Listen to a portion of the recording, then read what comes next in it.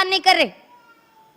याद रखिए, ये तीसरी चीज थी जो अगर लड़का सुन्नत के मुताबिक करता है तो हम नाजायज उसको तसव्वुर करते हैं। कैसा कर रहे भाई, क्या भी कैसा नहीं ले रहे, कुछ तो भी सोच रहे होंगे, क्या तो भी होगा प्लानिंग।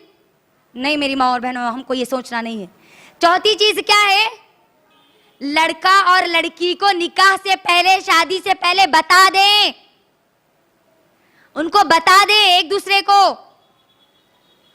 अगर हमारे माहौल और माशरे में कोई लड़की बोली मुझे लड़के को देखना है, तो क्या बोलते, शर्म है तुझे, हया है तुझे, लड़के को देखती बोल रही।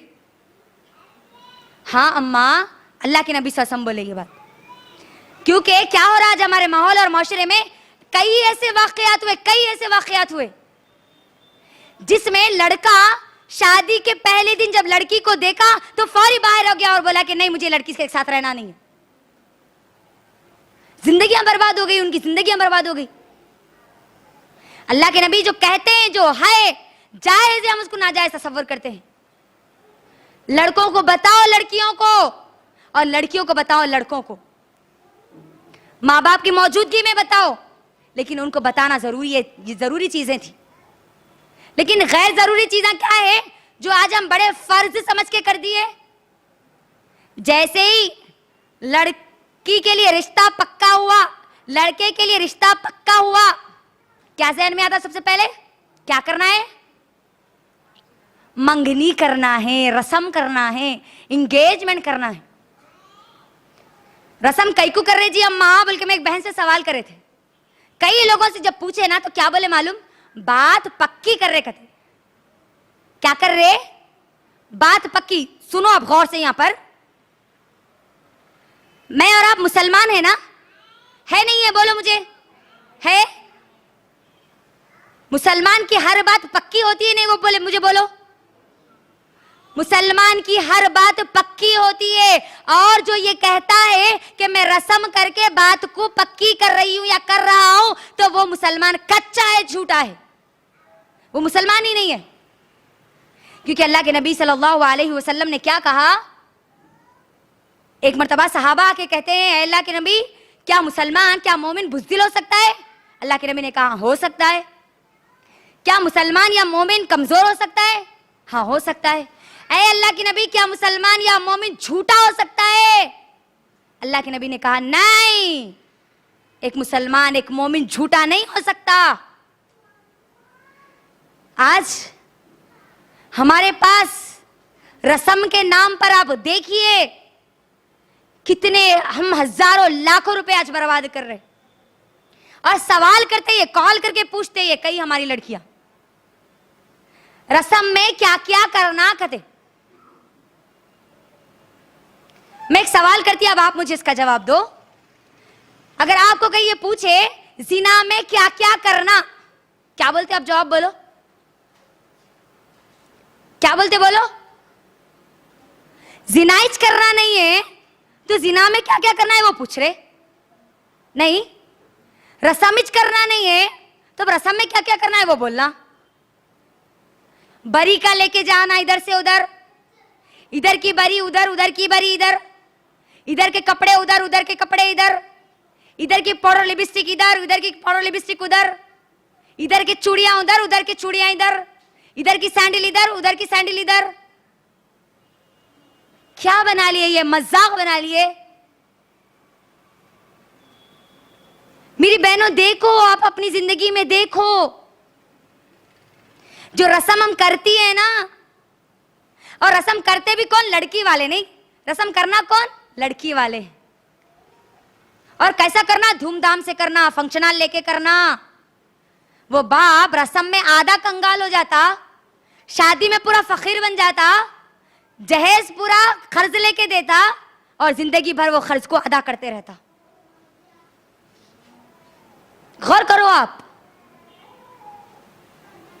अल्लाह के लिए ये जो रस्म कर रही है ना हम, इसका कोई इस्लाम में तसव्वुर नहीं है, कोई इसका तसव्वुर नहीं है। दूसरी चीज, हमारे पास निकाह जैसे ही आता है दिमाग में, लड़का अगर पैदा हुआ तो फौरी आ जाता, हाँ इन्हें 2 लाख का 3 लाख का अच्छा टिकट आ गया रे भाई अपने हाथ को। बेटी जैसे पैदा होती ना, बचपन से माँ बाप को ये फिक्र लगी हुई होती है कि मेरी बेटी के लिए मुझे जहेज जमा करना है, उसकी शादी में मुझे जहेज देना है। मेरी बहनों, आज आप देखिए जहेज का डिमांड बढ़ता जा रहा, बढ़ता जा रहा, बढ़ता जा रहा। गरीब लड़कियां घर में बूढ़ी हो रही है, खुदकुशियां कर रही है, जिना की तरफ जा रही है, मर रही है। वो जहेज देकर ये नुकसान कर रहे हैं गरीब लोगों का, और जो जहेज दे रहे हैं ना, उसमें अगर कुछ कमी कोताही हो गई ना, तो फिर वहां पर अलग मर रही है हमारी लड़कियां। जहेज क्या है मालूम है? हराम है, हराम है, हराम है। क्या क्या देते हैं हम जहेज में? हुंडा देते हैं। पहले हुंडा नहीं, हुंडा देते, पैसे देते, सामान देते, पलंग बिस्तर देते, गाड़ी देते। ये सब हराम है। कैसे हराम है मालूम है? जैसे सुअर हराम है ना, वैसे हराम है। सुअर जैसा हराम है ना, जहेज भी वैसी हराम है। वो जो पलंग बिस्तर लेता है ना, वो बिस्तर नहीं है, वो सुअर की खाल है जिसपे वो सोता है। वो बाइक नहीं है, वो सुअर है जिसको वो चलाता है। हराम है मेरी बहनों, ये हराम है। आप देखिए कितनी लड़कियों की जिंदगियां उससे बर्बाद हो रही।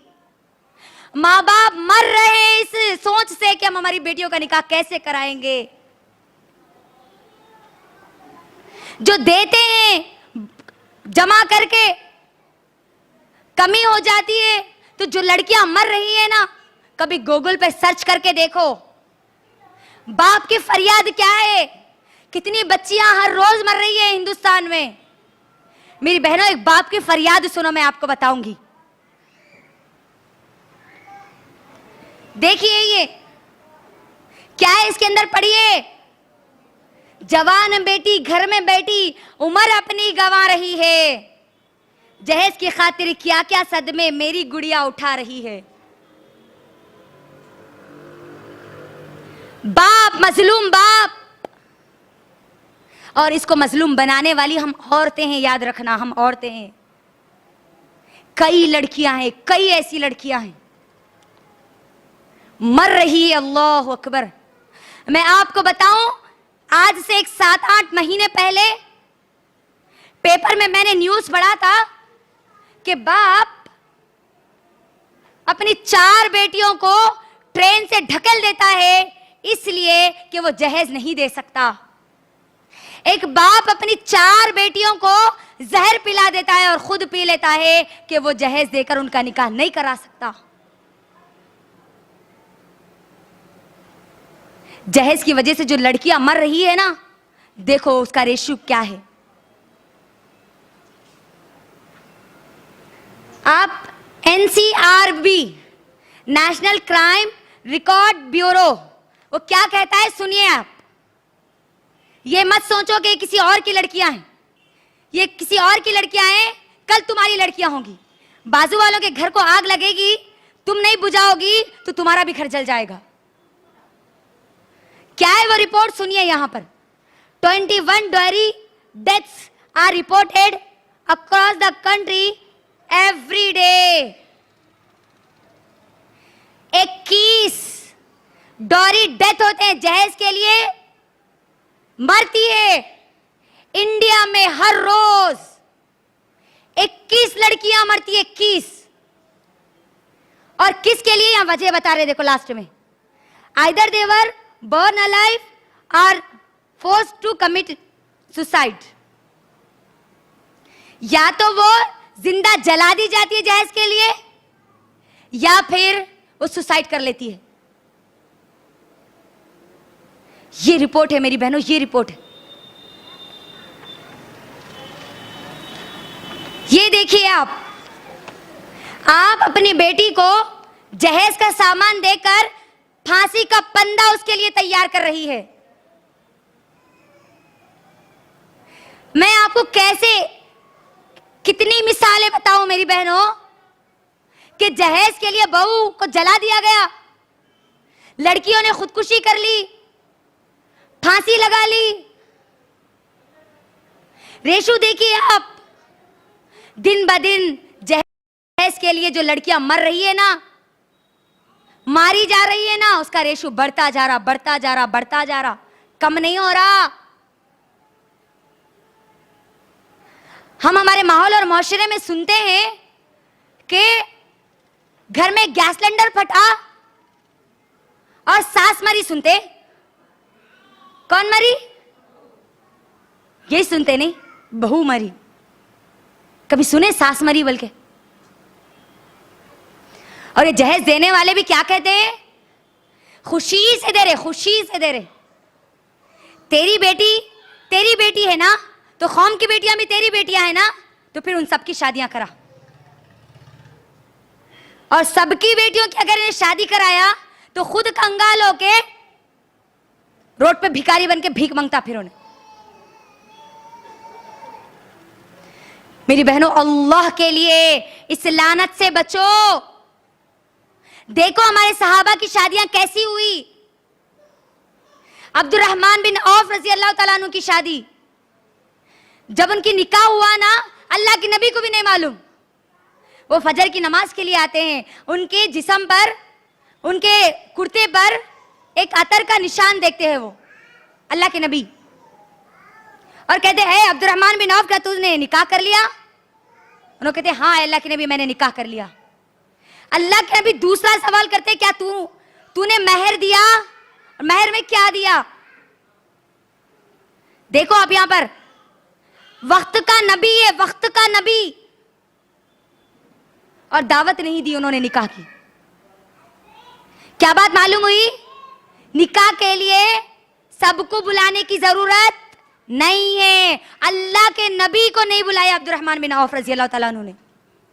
दूसरा सवाल जो अल्लाह के नबी ने किया, मेहर में क्या दिया? अब्दुर्रहमान बिन औफ रजी अल्लाह तआला अन्हु कहते हैं, मैंने अपनी बीवी को मेहर में खजूर के बराबर सोना दिया। फिर कहते हैं वलीमा किया? कहते कि नहीं मैंने वलीमा नहीं किया। तो फिर वलीमा कर, चाहे एक बकरी ही क्यों ना हो। देखिए आप, इसमें कोई जहेज दिखा, कोई रस्म दिखा, कोई बारात दिखी, कोई बरी दिखी, कोई डीजे दिखा, कोई डांस दिखा। अब जहेज का आया तो क्या बोलते? फातिमा रजी अल्लाह तआला अन्हा को अल्लाह के नबी जहेज दिए थे। नहीं, अगर वाकई तुम अपनी जबान में सच्ची हो, फातिमा रजी अल्लाह तआला अन्हा की जैसा जहेज देना चाहती तो वैसा दो। क्या था वो जहेज? सुनो, अली रजी अल्लाह तआला अन्हु जब शादी की ख्वाहिश करते हैं फातिमा रजी अल्लाह तआला अन्हा से, तो अल्लाह के नबी सल्लल्लाहु अलैहि वसल्लम सबसे पहले पूछते हैं, ए अली तुम्हारे पास देने के लिए मेहर में क्या है? क्योंकि अली रजी अल्लाह तआला अन्हु नबी सल्लल्लाहु अलैहि वसल्लम की किफालत में रहते थे, उनके पास खाते, उनके पास पीते, कहीं और मालदार नहीं थे अली रजी अल्लाह तआला अन्हु। आप यहां पर देखो मालदारी, ए अली तेरे पास कुछ भी नहीं है, मेरी बेटी है, नबी की बेटी है, मैं तुझे कैसा दूं? नहीं बोले अल्लाह के नबी। यहां पर क्या बोले अल्लाह के नबी? तेरे पास मेहर में देने के लिए क्या है? अली रजी अल्लाह तआला अन्हु कहते हैं, अल्लाह के नबी मेरे पास तो कुछ भी नहीं है। क्योंकि इनकी जो शादी हुई थी जंगे बदर के बाद हुई थी। अल्लाह के नबी कहते हैं, ए अली जंगे बदर में माले गनीमत में तुझे एक जीरा मिली थी, नहीं वो कहां है? अली रजी अल्लाह तआला अन्हु कहते हैं, अल्लाह के नबी वो तो जंगी सामान है ना। कहते हैं वो ला और बेच, जो पैसे आए उसको वो मेहर में दे। जाते हैं जीरा को लेके बाजार में बेचने के लिए, उस्मान गनी रजी अल्लाह तआला अन्हु मिलते हैं। कहते हैं उस्मान गनी इनको देखकर तुम क्या कर रहे हो? तो अली रजी अल्लाह तआला अन्हु कहते हैं कि मैंने निकाह का इरादा किया, अल्लाह के नबी ने मुझे मेहर में देने के लिए इसको बेच कर आओ बोले, और जो पैसे आए वो मेहर में दूंगा मैं। हमारे उस्मान गनी रजी अल्लाह तआला अन्हु अगर वो डायरेक्ट पैसे दे देते तो हमारे अली रजी अल्लाह तआला नहीं लेते। तो उन्होंने क्या किया, वो जीरा खरीद लिए उस्मान रजी अल्लाह तआला अन्हु ने, और 480 दिरहम दिए। और फिर वो रकम देने के बाद और क्या कहा, ए अली तुम्हारा निकाह हो रहा है ना, लिहाजा मेरी तरफ से ये जीरा भी तोहफे में ले लेना। गौर करो इससे हमको क्या नुक्ता निकल रहा। लड़की को तोहफा देना नहीं है, वो लड़के को दे सकती जो निकाह की इस्तेताअत नहीं रखता, तो उसको निकाह के लिए तैयार करने के लिए आप उसको माल दे सकती है। कोई लड़का निकाह करने की ताकत नहीं है उसके पास, महर देने की ताकत नहीं है, तो माए उनको दे महर के लिए, ये तेरे लिए पैसे हैं। लड़की को देना नहीं है। लड़की की शादी है, तुम क्या दे रहे? बोलते नहीं हमारे पास चाचा सोना देना, अंकल पलंग बिस्तर देना, आंटी सामान देना, लड़के को देना अब यहां देना है। तो बात आई समझ में? अली रजी अल्लाह ताला ने पैसे लेके जाते अल्लाह के नबी के पास। अल्लाह के नबी सल्लल्लाहु अलैहि वसल्लम वो महर के पैसों से एक चटाई खरीदते, एक तकिया खरीदते, एक घड़ा खरीदते, एक प्लेट खरीदते, घर के कुछ सामान खरीदते।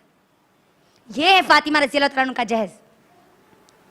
अब अगर ये बोल रहे ना अल्लाह के नबी दिए थे ना जहेज, तो सबसे पहले क्या करना मालूम? दामाद का एटीएम कार्ड ले लेना। एटीएम कार्ड लेके बोलना, लाओ तुम्हारा एटीएम कार्ड दो, बेटी के वास्ते पूरे सामान लाते हम बोल के। अगर एटीएम कार्ड मांगना शुरू करे ना, हर लड़का फिर सुन्नत के मुताबिक शादी करने के लिए तैयार हो जाता। नहीं, आज हम जो जहेज का निजाम बना लिए ना, ये हिंदुआना तरीका है। हिंदुआना क्या होता है? हिंदुओं में शादी के मौके पे पूरा सामान दे दिया जाता और विरासत का हक नहीं दिया जाता, लेकिन इस्लाम ने औरत को विरासत का हक दिया। बाप की जायदाद है, प्रॉपर्टी है, भाई को 1 रुपए में से 8 आने मिलेंगे तो 4 आने बहन को मिलेंगे। भाई का आधा हिस्सा बहन को मिलेगा, उस लड़की को मिलेगा। हमारे पास भी आज ऐसे ही हो रहा, विरासत में बेटियों को हक नहीं दिया जा रहा। अल्लाह का कानून है, ये अल्लाह का हुक्म है मेरी बहनों, याद रखो, अपनी बेटियों को विरासत में हक दो। अल्लाह ने कहा देने के लिए। तो ये जहेज देने का निजाम कहां से आया? गैर कौमों से आया। अब हमारे पास निकाह के लिए जो जहेज, इसका तो हमने बता दिया कि इसका कोई तस्वुर ही नहीं है। बल्कि अब उसके बाद क्या होता है जी? हल्दी की रस्म। नहीं, कौन सी रस्म? हल्दी की रस्म। क्या करते हैं अम्मा ना हल्दी की रस्म में? पूरे गांव गली के औरतों के सामने अपने पूरे शलवार को घुटने से ज्यादा ऊपर उठा लेके, अस्तीना पूरे बगैर अस्तीन के ड्रेसा पहन लेके बैठते। नहीं, आओ अम्मा आओ, आके हम आपको हल्दी लगाओ। होता नहीं होता? बोलो। आप गौर करो, आपका सत्र का हिस्सा आप गैर औरत को बता रहे हैं, वो सत्र का हिस्सा जो आप अपने शौहर के अलावा किसी को नहीं बता सकती। और ये कहां से आई? ये चीज हल्दी की रस्म कहां से आई? अल्लाह के नबी सल्लल्लाहु अलैहि वसल्लम फातिमा रजी अल्लाह अन्हा की जो शादी करे, हल्दी की रस्म करे, उसमें मेहंदी की रस्म, सांचक कहां से लाए मेरी अम्मा? ये सांचक के दिन कते साली बहनवी की उंगली पकड़ने जाना कते, जाते नहीं? हमारे स्टूडेंट से, जब मेरे स्टूडेंट से मैं इस बारे में बात कर रही थी, तो उसमें से एक स्टूडेंट मुझे ये बताई, क्योंकि वो उस वक्त इल्म नहीं रखती थी, वो अपने बहनवी का जब उंगली पकड़ने के लिए गई ना, ऐसा उंगली को खींची वो कि नाखून अंदर चुभ गया, खून गया, जिसकी वजह से उसको जाके इंजेक्शन लेना पड़ा। और अब गौर करो ये रस्म कितनी खतरनाक है। शादी से 1 दिन पहले होती है ना ये। पहली बात तो मेहंदी लगाते उसकी उंगली को। मेहंदी औरतों की जीनत है, औरतों की जीनत है, मर्द के लिए नहीं है मेहंदी। मेहंदी लगा के गच के जोर से कौन पकड़ते? साली साहिबा पकड़ते। किसकी उंगली? भाईजान बोल के। नहीं, अम्मा वो तुम्हारे भाईजान है जो तुम्हारी भान के जान बनने वाले हैं, लेकिन 1 दिन पहले तुम उनकी जान बन जाते। कैसा? नहीं छोड़ती हूं, नहीं छोड़ती हूं, नहीं छोड़ती हूं। नहीं, इन्हों हाथ छुड़ाते रहते। उन्होंने 1 दिन पहले अपनी बहन को 1 दिन पहले निकाह में देने से पहले क्या बोलते? नहीं छोड़ती हूं भाईजान, नहीं छोड़ती हूं भाईजान, नहीं छोड़ती हूं। और उसमें पूरे औरतें रहते नहीं। गौर कीजिए, कैसी गौर करने वाली बात है। पूरे औरतों के बीच में ये एक मर्द दयूस बैठे हुआ रहता। मैं दयूस भी नहीं, क्या बोलूंगी मालूम, जोरू बोलूंगी उसको। पूरे मर्द बैठे हुए रहते, औरत मर्दा बन जाते, उन्हें क्या बन जाता, जोरू बन जाता। उस वक्त अल्लाह के नबी ने क्या कहा मालूम है? एक मर्तबा सहाबा से कहा अल्लाह के नबी ने, ऐ सहाबा, एक खंजीर, एक सुअर जो कीचड़ में लुथपुथ है, गंदे कीचड़ में, और वो आए तुमसे रगड़ कर जाए तो तुमको कैसा लगेगा? अल्लाह के नबी के सहाबा ने कहा, अल्लाह के नबी, हम हरगिज गवारा नहीं करेंगे कि कोई सुअर आए जो इतना गंदा है वो आके हमसे चिपक के जाए।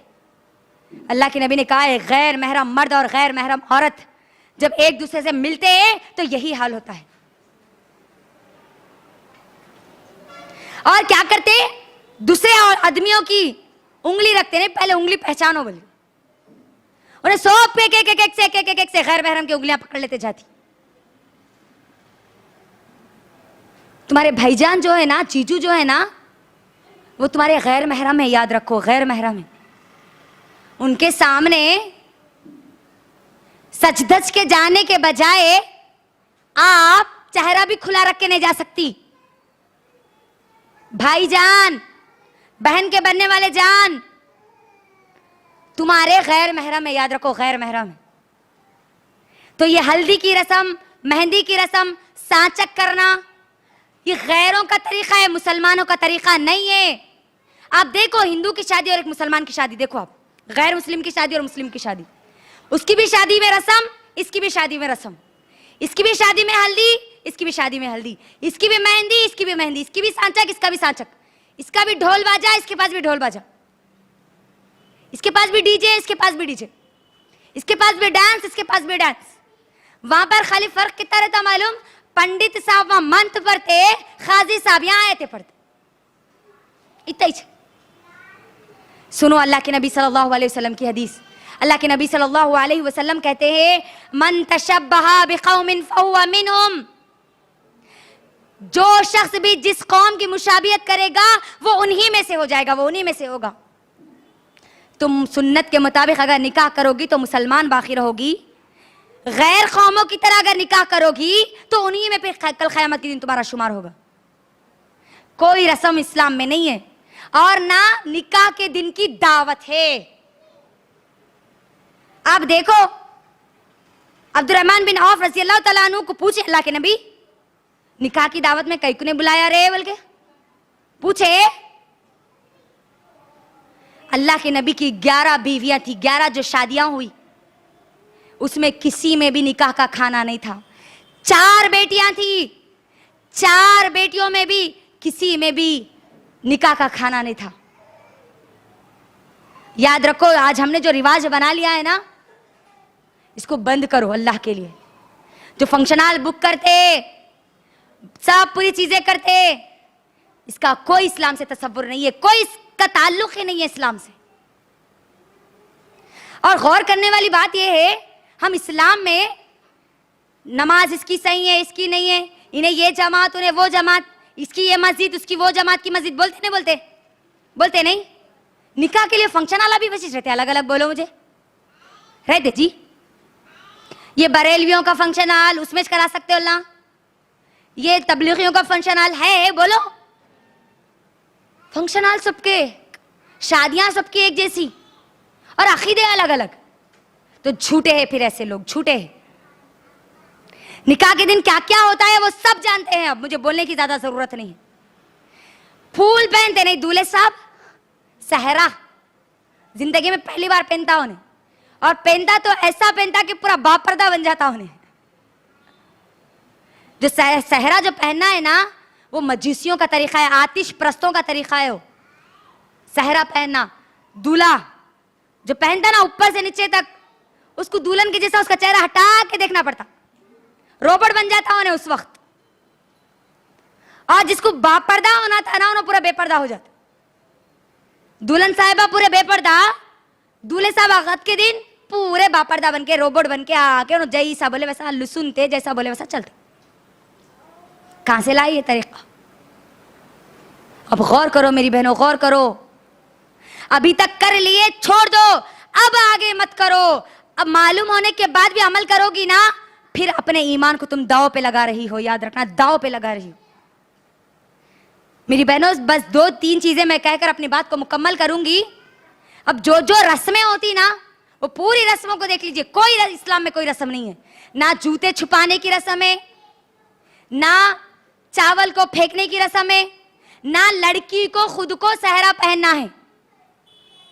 फातिमा रज़ी अल्लाह तआला अन्हा की शादी हुई तो मुझे बोलो, क्या उन्होंने फूल पहना? फूल औरत की जीनत की चीज है, उन्होंने शौहर के लिए पहनना, खाली शादी के दिन पहनना, ये इस्लाम में इसका कोई तसव्वुर नहीं है। याद रख लीजिए। तेल की रस्म कते, तेल चढ़ाते कते, मुझे मालूम ही नहीं था ये रस्म। तो हमारे रिश्तेदारों में बस उनके पास मिलने के लिए जब गए ना, दुल्हन कहाँ है जी, दुल्हन कहाँ है जी, बल्कि जब पूछे तो क्या बोले मालूम? पूरे औरता मिलके दुल्हन को कते तेल चढ़ा रहे कते। समझ में नहीं आई मुझे, ये भी कोई रस्म होती? तेल चढ़ाना मतलब क्या करते उसके अंदर? पूछ में लड़की को तेल डालते कहते उसके ऊपर, नंगे जिस्म के उसके, पूरे औरता मिलके। बड़े बहना डालना कहते और बड़े लोग डालना कहते उसके ऊपर। तेरा जिस्म तेरे शौहर के लिए है और तू औरतों को बता रही है शादी से पहले। कितनी बेहयाई की रस्में हैं, देखो आप। सांचक के दिन क्या करते जी? पीली साड़ी में दुल्हन को आके एक नारियल बन के जाते, नहीं उसके पेट के पास। उसका क्या अकीदा है मालूम है आपको? अगर वो नहीं बनेंगे ना तो उनको औलाद नहीं होगी, वो बनेंगे तो औलाद होगी, नऊज़ु बिल्लाह। क्या कभी ऐसा भी हुआ कि खाली नारियल बन के छोड़ दो? उनको होते बच्चे, शादी ना करो, खाली नारियल बन के छोड़ दो। होते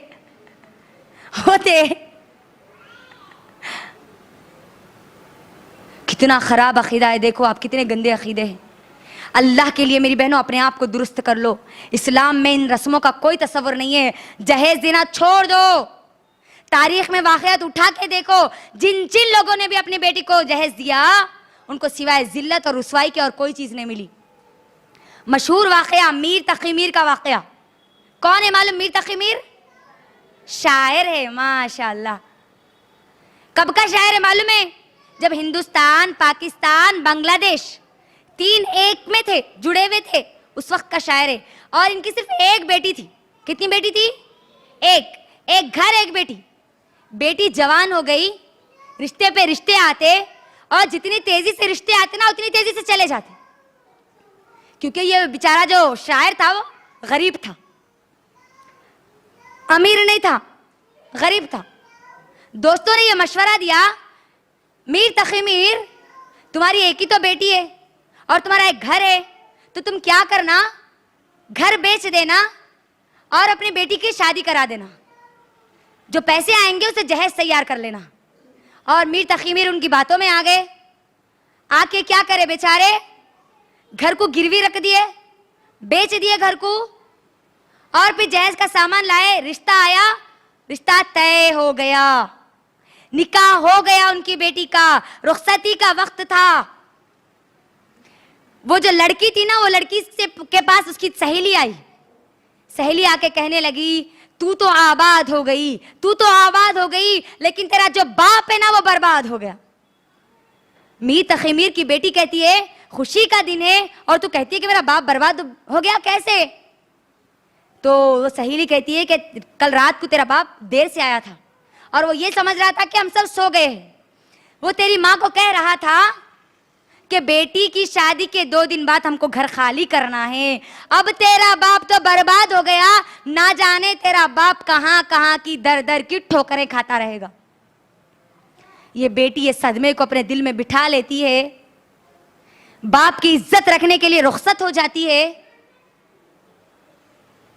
और जब ससुराल पहुंचती है, जब लड़की के करीब लड़का आता है, इतनी जोर से वो चीख मारती है कि उसका इंतकाल हो जाता है। बाप मीर तकी मीर को इत्तला दी जाती है कि आपकी बेटी का इंतकाल हो गया। गौर कीजिए, रुखसती हुई और कुछ देर बाद मालूम हुआ कि बेटी का इंतकाल हो गया। मीर तकी मीर आता है, बेटी कफन में लेटी हुई है, कफन का चेहरा हटाता है, कफन जो चेहरे पे ढापा हुआ था वो हटाता है और हटाकर एक शेर कहता है जिसको शायर ने हमेशा के लिए जिंदा रख दिया। अब आया है आराम जह इस नामुरादी में, कफन देना भूले थे हम असबाब शादी में। क्या कहते हैं वो? अब आया है ए आराम जहां इस नामुरादी में, कफन देना भूले थे हम असबाब शादी में। सब दिए थे मैंने, सब कुछ दिया, सिर्फ कफन देना भूल गया था। कितनी ऐसी लड़कियां हैं मेरी बहनों जो शादी के दिन मर जाती है या भाग जाती है, खुदकुशी कर लेती है। अल्लाह के लिए, अल्लाह के लिए ये लानतों को रोको। आप अगर खुद नहीं रोकेगी ना, मेरी ऐसी हजारों तकरीरें करके बेकार है। प्रैक्टिकल आपको उठना पड़ेगा, आपको यह अहद करना पड़ेगा, मैं अपनी बेटी का निकाह सुन्नत के मुताबिक करूंगी, नहीं तो नहीं करूंगी। मेरे बेटे का निकाह सुन्नत के मुताबिक करूंगी, मेरे बेटे को मर्द बनाऊंगी मैं, फिर उसका निकाह कराऊंगी। वरना ये रस्म रिवाज के दलदल में फंसे हुए नौजवानों की तरह मैं अपने बच्चों का निकाह नहीं कराऊंगी। दीनदारी को तरजीह दोगी तो फायदा क्या होगा? सुनो, मैंने कहा था आपको, मैं आगे बताऊंगी। अब्दुल्ला बिन मुबारक, कौन है अब्दुल्ला बिन मुबारक? पहले जो मुबारक है ना, सुनो, वो मुबारक एक शख्स है मेरी बहनों। मुबारक शख्स कौन है वो सुनो। ये वो शख्स है जो अपने मालिक के अनार के खेत में काम किया करते थे। मालिक ने पहले दिन कहा कि इस बाग की रखवाली करना, और मुबारक क्या करते थे? जो काम मालिक दिया वो करते थे। एक दिन जो मालिक था उसका दोस्त आया, उस मालिक ने मुबारक से कहा कि ए मुबारक, मीठे अनार लाओ, मीठे अनार लाओ। मुबारक गए, दौड़ते हुए गए और कुछ अनार लाए, लेकिन देखा तो खट्टे थे। मालिक ने कहा मुबारक मीठे अनार, मीठे अनार। मुबारक भागते हुए गए, फिर अनार लाए, फिर वो खट्टे निकले। फिर मालिक ने कहा मुबारक मीठे अनार, मीठे मीठे अनार बोल रहा हूं मैं, मीठे। मुबारक ने कहा मालिक, जिस दिन से मैं यहां नौकरी कर रहा हूं, आपने मुझे कहा था कि बाग की रखवाली करना। मैंने आज तक ये टेस्ट नहीं किया कि कौन सा अनार मीठा है और कौन सा अनार खट्टा है। वो जो दोस्त रहता ना, दोस्त के ऊपर इसकी ये दियानतदारी इतना असर होती है कि वो दौड़ता हुआ अपने घर जाता है और जाकर बीवी से कहता है, बीवी सुनो, मेरे दोस्त के पास एक शख्स है जो उसके पास नौकरी करता है और उसकी दियानतदारी ये है। तो मालूम है बीवी का जवाब क्या था? हमारी जैसी अगर औरतें होती ना तो ना जाने क्या कहती। क्या कहा मालूम उस औरत ने? आप अपनी बेटी का रिश्ता पक्का करके आए, फिर ऐसे दियानतदार लड़के हमको नहीं मिलेंगे। वो शख्स कहता है, वो दोस्त कहता है उस मालिक का कि मैं इसीलिए घर आया हूं ताकि तुम्हारी मर्जी और बेटी की रजामंदी पूछ लूं। वो मां कहती है जाओ, पहले जल्दी जाओ, जाके वो लड़के का रिश्ता पक्का करके अपनी बेटी से। वो दोस्त दौड़ते हुए जाते हैं, जाकर कहते हैं, वो मुबारक को पूछते हैं क्या तुम्हारा निकाह हुआ? मुबारक कहते नहीं, नहीं हुआ। निकाह करोगे मेरी बेटी से? हाँ करूंगा। निकाह हो जाता है और वो शख्सियत पैदा होती है जिसको अल्लाह ने कयामत तक उनका नाम बरकरार रख दिया। कौन? उनके बेटे अब्दुल्ला बिन मुबारक, जो इमाम बुखारी रहीमहुल्लाह के उस्ताद है, जिनकी नजर से जब तक पूरी फिक़े हदीस उनके खौल के बगैर नहीं गुजरती, वो काबिल कबूल नहीं होती। इमाम बुखारी रहीमहुल्लाह के उस्ताद है ये अब्दुल्ला बिन मुबारक। देखो अल्लाह ने उनके नाम को कैसा क़यामत तक बरकरार रख दिया। कोई हदीस इनके कौल के बगैर नहीं गुजरती, कोई हदीस नहीं गुजरती इनके कौल के बगैर। दीनदारी को तरजीह दिए, नौकर है, कुछ भी नहीं है, नहीं देखे, दीनदारी है, दियानतदारी है उसके पास। देखो कैसा अल्लाह ने बरकतें दी। अगर हम भी दीनदारी को तरजीह देंगे ना, फिर हमारे भी पेटों से ऐसी नस्लें पैदा होगी जो अल्लाह के दीन को बुलंदियों पर लेकर जाएगी, और अल्लाह ऐसी नस्लों के नामों को क़यामत तक बरकरार रखेगा। याद रखना, क़यामत तक बरकरार रखेगा इंशाअल्लाह। उमर बिन खत्ताब रजी अल्लाह ताला अन्हु के पास, उमर बिन खत्ताब रजी अल्लाह ताला अन्हु अल्लाह के नबी सल्लल्लाहु अलैहि वसल्लम के पास आते हैं और कहते हैं, अय अल्लाह के नबी, आप बताइए सबसे बेहतरीन दौलत क्या है। ये आखिरी स्टेप है अब मेरा, इसके बाद मैं अपनी बात को मुकम्मल करूंगी इंशाअल्लाह। सुनो अब यहां पर उमर बिन खत्ताब रजी अल्लाह ताला अल्लाह के नबी से पूछ रहे कि सबसे बेहतरीन दौलत क्या है। अल्लाह के नबी कहते हैं, तुझे मालूम करना है सबसे बेहतरीन दौलत क्या है। तो अल्लाह के नबी ने कहा, सबसे बेहतरीन दौलत है शुक्र करने वाली जबान, जिक्र करने वाला, शुक्र करने वाला दिल, जिक्र करने वाली जबान, और तू ऐसी दीनदार लड़की से शादी कर, नेक दीनदार बीवी जो तेरी ईमान में मदद करे, दीन में मदद करे, आखिरत में मदद करे, दीन के कामों में मदद करे। ये दुनिया की सबसे बड़ी दौलत है, सबसे बड़ी दौलत बोले अल्लाह के नबी। शुक्र करने वाला दिल, जिक्र करने वाली, तीसरा नेक बीवी, दीनदार बीवी जो मर्द को आखिरत की तरफ बुलाए, दीन की तरफ बुलाए। देखो आप, दुनिया की सबसे बड़ी दौलत है, सबसे बड़ी दौलत। अपने बेटों के लिए दीनदार लड़कियों को तरजीह दो मेरी बहनों, दीनदार लड़कियों की। दीनदारी के नाम पे खाली टाइटल लगा के ना को घुसो। आज हमारे पास होता है ना, दीनदार लड़कियों ना, दीनदार लड़कियों ना, उसके बाद क्या बोलते हैं? अंदर घुसने के बाद जो भी देना है वो आप आपकी मर्जी से दे दो। हम हमारी बड़ी बहू को लाए कि नहीं तो उनको 7 तोले सोना डाले थे, ये सामान दिए थे। तू दीनदार है अम्मा, दीनदार है तू? अंदर जाके बच्ची को ये पूछते आपको कुरान कितना आता, नबी सल्लल्लाहु की सीरत कितनी मालूम है, पूछते बाबा क्या करते, भाया क्या करते, बाबा का कारोबार क्या है। तुम्हारे बेटे की शादी उनके बाबा से करने वाले, तुम भाई से करने वाले हैं। दीनदारी के नाम पे दीन को बदनाम मत करो मेरी बहनों, दीनदारी को तरजीह दो। फिर भी बात समझ में नहीं आई ना, तो अब मेरे एक कौल को याद रख लो। जहेज लेना नहीं छोड़ रहे ना, तो वो क्या करता वो सुन लो। जोड़ा घोड़ा आखिरत का फोड़ा बन जाता हो, जोड़ा घोड़ा आखिरत का फोड़ा। जोड़ा घोड़ा दुनिया में ले लिए ना, आखिरत में वो ऐसा फोड़ा बनता तुम्हारा सीधा जहन्नम में जलाते रहता फिर वो। तो अब क्या करेंगे? जोड़ा घोड़ा लेके आखिरत को फोड़ा बनेंगे। क्या करेंगे? सुन्नत के मुताबिक निकाह करेंगे इंशाअल्लाह, करेंगे ना इंशाअल्लाह। अपनी बेटियों का भी और अपने बेटों का भी। और सुन्नत के निकाह के लिए क्या चीजें जरूरी है बोलो थोड़ा एक बार।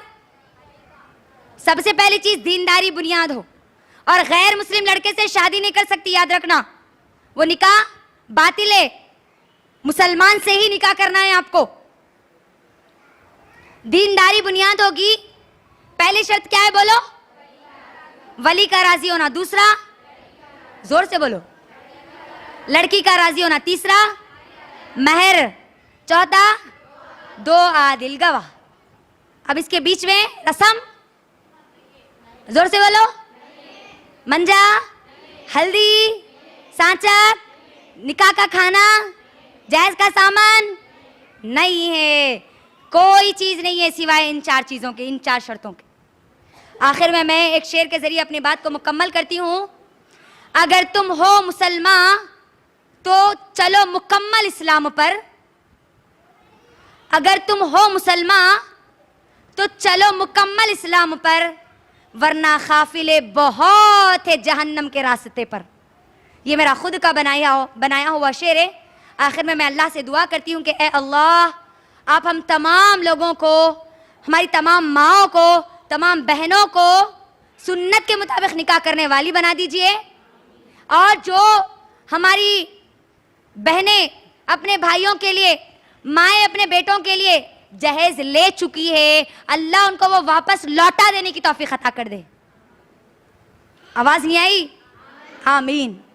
और इन तमाम बातों से अफजल है अल्लाह, आप हम सबको अमल की तौफीक दे दीजिए, अमल की तौफीक दे दीजिए, अमल की तौफीक दे दीजिए। व आखिरु दावाना अनिल हम्दुलिल्लाहि रब्बिल आलमीन। अस्सलामु अलैकुम व रहमतुल्लाहि व बरकातुहू।